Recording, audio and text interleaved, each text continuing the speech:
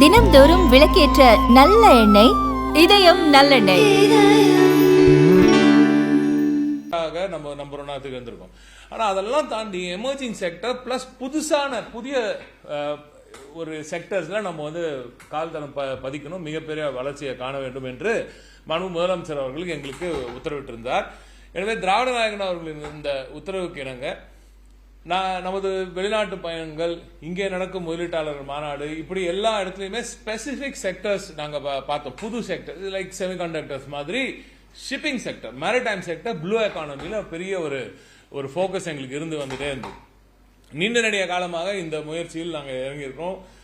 1.5 வருஷமா ரொம்ப ஃபோக்கஸ்டா இதுல பிளான் பண்ணி இப்ப ட்ரை பண்ணிட்டே இருந்ததுல இன்று ஒரு மகத்தான ஒரு செய்தி, உண்மையாவே ஒரு மகிழ்ச்சிகரமான ஒரு செய்தி வந்திருக்கிறது.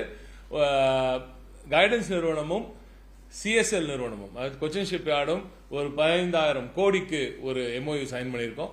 மசகான் டாக்ஸோட அவங்களோட நம்ம கைடன்ஸ் நிறுவனம் வந்து இன்னொரு 15,000 கோடிக்கான முதலீடுக்கான கையெழுத்திட்டு இருக்குது. தமிழ்நாட்டின் வரலாற்றை பார்த்தீங்கன்னா நம்ம அந்த காலத்துல பாண்டிய காலத்திலேருந்து சோழ காலத்திலேருந்து நம்ம வந்து கடல்சார் வணிகத்தில் நம்பர் 1 கிங்ஸா இருந்திருக்கோம். இப்போ கூட பாத்தீங்கன்னா பூம்புகார்ல இப்பொழுது எனது அறிவுரைன்னு நமது பைனான்ஸ் மினிஸ்டர் அவர்கள் மேற்பார்வையில் பூம்புகார் நடக்கும் கடல் அண்டர் வாட்டர் ஆர்கியாலஜில கூட நம்ம அங்கிருந்து ஒட்டுமொத்த இந்தியாவின் வரலாற்றை தமிழகத்திலிருந்து எழுத துவங்க வேண்டும் என்று முதலமைச்சர் அவர்களுக்கு சொன்னதுக்கு இணங்க அந்த வரலாறு அங்கிருந்து துவங்குது.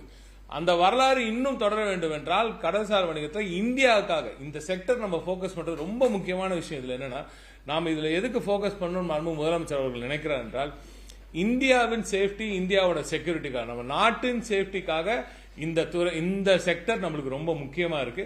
எனவே தென்னிந்தியாவில் தமிழகத்துல இப்படிப்பட்ட ஒரு மிகப்பெரிய ஒரு ஷிப் பில்டிங் செக்டர் உருவாகிறது மிக முக்கியமான இந்த உலக ஜியோ பொலிட்டிக்கல் சிச்சுவேஷன்ல இது மிக முக்கியமானதாக ஒன்று கருதப்படுகிறது. இந்நேரத்தில் இந்த வேலை வாய்ப்புகள் இப்போ CSL நம்ம கொச்சின் ஷிப்யார்ட்ல இருந்து நம்ம போட்டிருக்க அந்த 15,000 கோடி முதலீட்டிலிருந்து ஏறத்தாழ 10,000 வேலை வாய்ப்புகள் வரும். இதுல நேரடி 4,000 6,000 வந்து இன்டைரக்ட் ஜாப்ஸா இருக்கும். அதே போல மசகாவோட போட்டிருக்க அந்த 15,000ல 45,000 வேலை வாய்ப்புகள் உருவாகும். இதுல நான் ஏறத்தாழ ஒட்டுமொத்தமா பாத்தீங்கன்னா 55,000 வேலை வாய்ப்புகள் இந்த பகுதியில் உருவாகுது. இது ஏன் இவ்வளவு ஹையா இருக்குன்னா, ஷிப்பிங்ல பொதுவா, ஷிப் பில்டிங்ல பொதுவா பாத்தீங்கன்னா அந்த எக்ஸ் ஃபேக்டர், அந்த மல்டிப்ளைங் ஃபேக்டர் வந்து அதிகம். ஒரு வேலை ஒரு கோடி ரூபாய் இன்வெஸ்ட் பண்ணா அது எத்தனை எக்ஸ் நம்பர் ஆஃப் ஜாப்ஸ் வந்து ரொம்ப அதிகமா வரும். ஏன்னா ஒரு ஷிப் கட்டுறது, ஒரு கப்பல் கட்டுறதுனா வெறும் அயன் ஸ்டீல் வச்சுட்டு கட்டுற ஒரு விஷயம் இல்ல. இதுல பல இன்புட்ஸ் போகும். ஒரு ப்ராப்பர் சிட்டி கட்டுற மாதிரி கூட மேசிவ் ஷிப் பில்டிங் எல்லாம் பாத்தீங்கன்னா ஒரு பெரிய சிட்டியை கட்டுற அளவுக்கு இன்புட்ஸ் எல்லா விதமான பொருட்களும் அதுக்கு தேவைப்படும். ஸோ அந்த கனெக்டட் ஜாப்ஸ் எல்லாம் அந்த ஏரியால வளரும். எனவே தூத்துக்குடி இனி பிரம்மாண்டமான ஒரு கப்பல் கட்டும் துறைமுகமாக நிச்சயமாக மாறப்போகிறது. நாம இதுக்கு தொடர்ந்து நம்ம ஒன்றிய அரசோடு சேர்ந்து இதுக்கு நல்லா பயணித்துட்டு வரோம். அவங்களோட சேர்ந்து இணைந்து நம்ம இதை செயல்படுத்தி இருக்கிறோம். எனவே இந்தியாவின் அந்த இறையாண்மைக்காக, அந்த செக்யூரிட்டிக்காக நாம் இதை செய்திருக்கிறோம் என்பது மிக முக்கியமான ஒரு தகவல். கடந்த கால வரலாறு, தமிழ்நாட்டின் வரலாறை இன்னும் அடுத்த கட்டத்துக்கு நகர்த்திருக்கிறார் திராவிட நாயகன் அவர்கள் என்றுதான் கூற வேண்டும். இந்த பணிகள் வெகு விரைவில் அந்த தூத்துக்குடி சுற்றுவட்டார பகுதியில் ஆரம்பிக்கும்.